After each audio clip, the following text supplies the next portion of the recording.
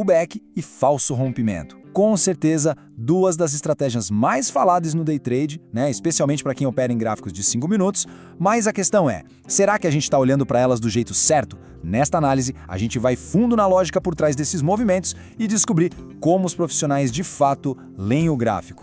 Olha só nosso roteiro. Primeiro, a gente define de vez o que é um pullback. Depois, vamos ver como operar isso no gráfico de 5 minutos. Aí, a gente entra na parte polêmica, o tal do mito do falso rompimento. Em seguida, aprendemos a operar a reversão que ele pode criar e, para fechar, a gente amarra tudo nas regras de ouro para a entrada. Vamos lá. Bom, vamos começar pelo começo, pelo conceito principal. Afinal, o que danado é um pullback? Entender esse movimento é a base para praticamente tudo que a gente vai conversar aqui. A definição é bem direta, né? Pensa no pullback como se fosse a respiração do mercado. O preço, quando está numa tendência, ele raramente sobe ou desce em linha reta. Ele faz umas pausas, umas pequenas correções na direção contrária. É quase como se ele estivesse, sabe, pegando um fôlego, pegando impulso antes de continuar o movimento principal. É um recuo totalmente estratégico. E essa analogia do Sling, olha, é perfeita. O preço puxa para trás, acumula energia, cria uma tensão, e é justamente essa tensão que vai alimentar o próximo movimento forte a favor da tendência. A grande oportunidade está escondida exatamente aí, nesse recuo. Ok, a teoria está clara. Agora vamos para a parte que interessa, a prática. Como é que se opera um pullback num gráfico de 5 minutos?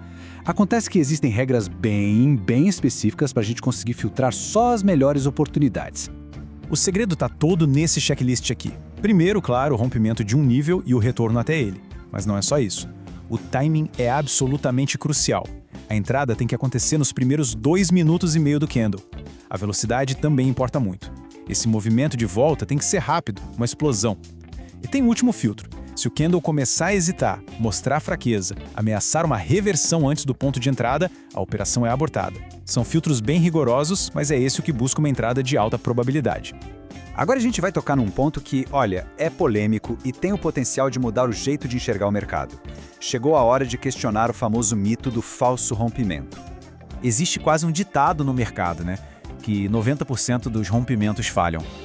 Todo mundo já ouviu isso, mas e se o erro não estiver no rompimento em si, mas na forma como a gente interpreta o que está acontecendo?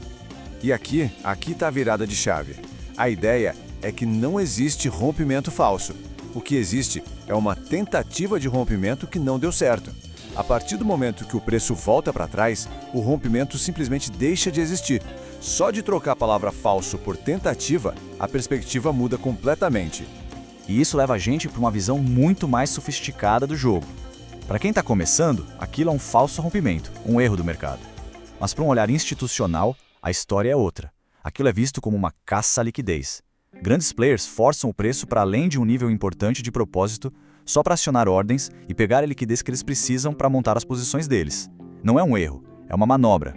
Então, peraí, se não é um erro, mas sim uma manobra, como é que dá para tirar proveito disso? Essa tal tentativa de rompimento que falha, na verdade, abre uma janela de oportunidade completamente nova: operar a reversão.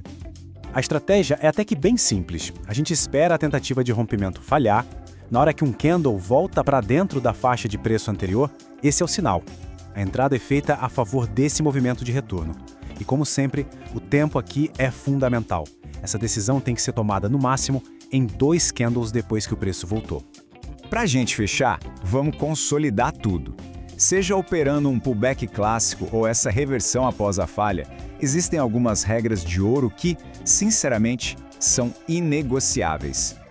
Então vamos lá, o checklist final. Primeiro, timing. A regra dos 2 minutos e 30 segundos é vital. Segundo, velocidade. O movimento tem que ser explosivo, decisivo. Terceiro, confirmação. Fuja de candles que mostram hesitação. E para o caso da reversão, agilidade para entrar logo depois da falha. São essas condições que separam uma aposta de uma operação com alta probabilidade de acerto. E aqui fica a reflexão final. Conhecer a técnica, as regras, os padrões, isso é uma parte da equação. A outra parte, e talvez a mais difícil, é ter a disciplina e a paciência de esperar todas essas condições se alinharem perfeitamente antes de colocar o capital em risco. A verdadeira maestria no trading não está só em saber o que fazer, mas principalmente em saber quando não fazer absolutamente nada.